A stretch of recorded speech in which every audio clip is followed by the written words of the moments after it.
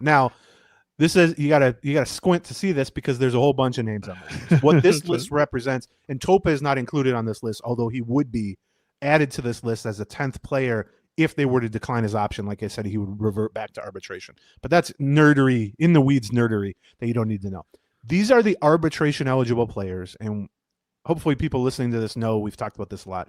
But the way it works is you get 3 years of service time, and that can stretch over 10 seasons, but it's basically 3 years of getting 170 something days in the majors 3 times where you're making the minimum salary.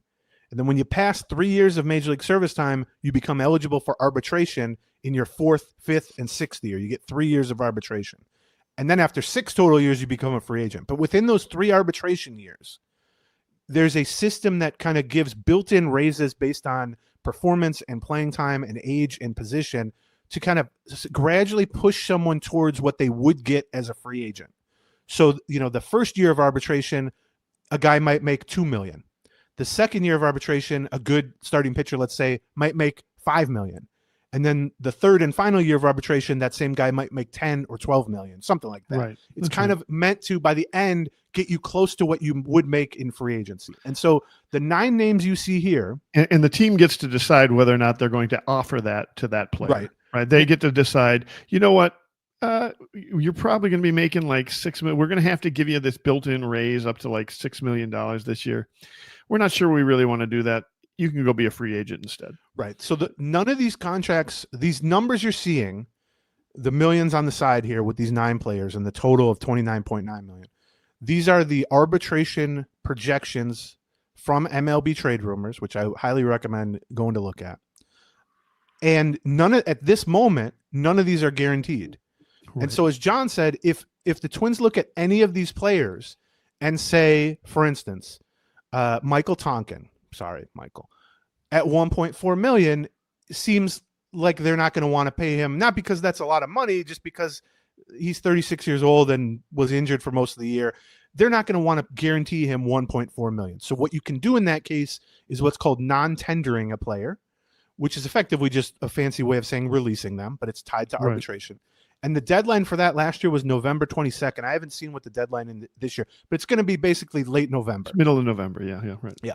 So if at any point between now and the last week of November, let's say, the Twins decide they don't want to pay whatever that figure is or something similar for any of the players listed, they can just non-tender them, effectively release them. The players then become free agents. The Twins are then erasing that number from the books. They don't owe them anything. But to your point, and like I was saying about minimum salary, the arbitration system is meant to start giving players raises, but typically, certainly in the first and second year of arbitration, if you're a good player, these raises are still very owner-friendly, and you're going to see that by some of the individual numbers that we're going to go through here.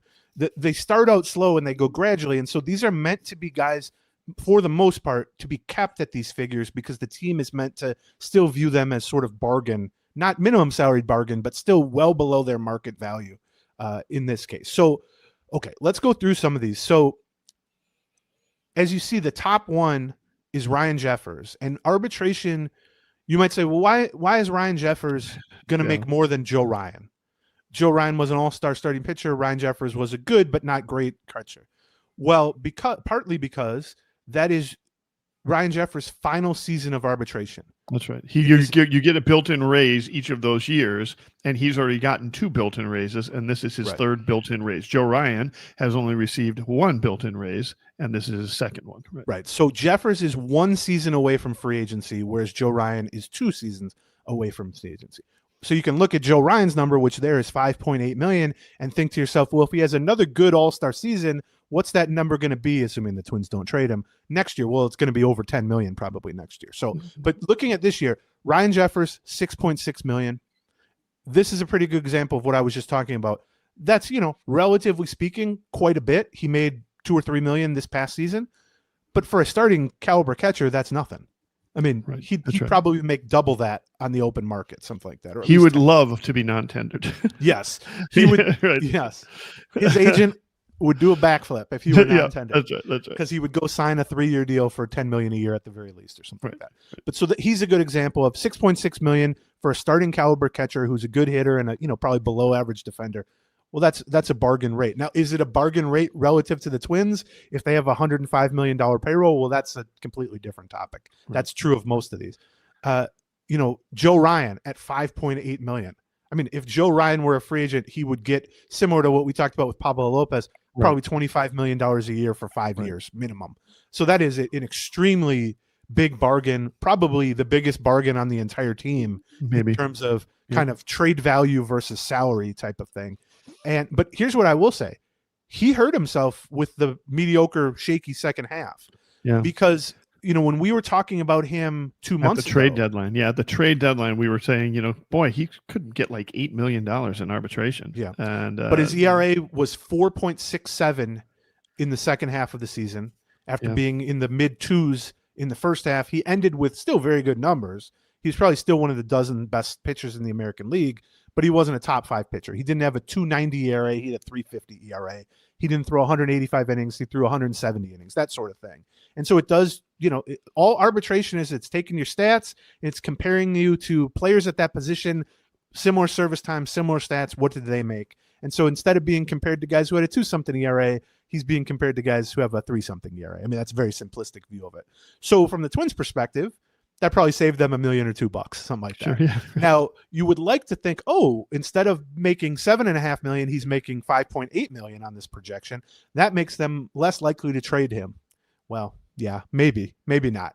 But it certainly gives him even more trade value. Because if you're a team that's looking to win and you say, wow, we can get 2 seasons of Joe Ryan in this trade, one of which he's going to be making less than $6 million, and then that also affects his raise for the next year because it's based on your previous year. He might be $6 million and $10 million instead of $8 million and $14 million, something like that. The next one is, I would say, the first one that is not a no-brainer here, which is Trevor Larnach at $4.7 million. We've talked quite a bit about him following the trade deadline of like where he stands because they went out and got Alan Roden, who's a very similar player, left-hand hitting corner outfielder. They also have Matt Wallner. They also have coming up Walker Jenkins, Emmanuel Rodriguez, who are left-handed hitting outfielders. $4.7 million for Trevor Larnach. That's not crazy. I mean, that's for a starting outfielder. That's not that much money. But he would get that much on the free agent market if they non-tendered him. I don't think he would. Because here's the thing: if that's true, they can trade him. Well, that's what we'll see. You're right. So that is sort of going to be the story to watch in the middle of November. Outside of are we getting minority ownership straightened away? And is going to be, will the Twins offer Larnach arbitration? I kind of feel like they won't. And if they aren't going to offer him arbitration, can they find a team that will think he's worth a $4.7 million 1-year contract? And welcome to the end of this video. There's lots more. For another, just click on one of these boxes. Or click on this circle in the middle to subscribe to all of our Twins Talk. Thank you. Gleeman